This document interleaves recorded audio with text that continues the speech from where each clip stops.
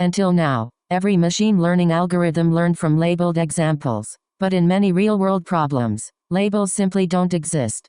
K-means clustering discovers hidden patterns by grouping similar observations together.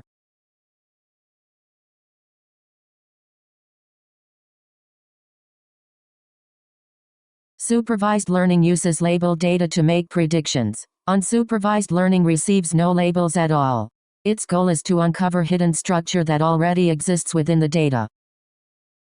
Before clustering begins, we choose the number of clusters, represented by the letter K. Each cluster is represented by a centroid, the central point around which similar observations gather. The algorithm begins by placing the centroids at random locations. These initial positions are only temporary. Every observation joins the cluster with the nearest centroid. Distance determines membership. After assigning all observations, each centroid moves to the average position of its cluster. Then everything repeats.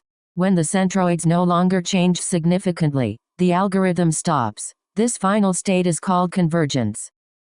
At convergence, similar observations are grouped together while different groups remain well separated. The algorithm has successfully revealed hidden patterns without using any labels. Let's recap. K-means needs no labels. You choose K, the number of clusters. The algorithm alternates two steps. Assign every point to its nearest centroid, then move each centroid to its cluster's average, and it stops when nothing changes anymore. K-means is one of the most widely used clustering algorithms. It helps organizations discover meaningful groups in customer data, scientific research, cybersecurity, image processing, healthcare, and many other domains. K-means discovers hidden groups, but real-world datasets often contain hundreds or even thousands of features.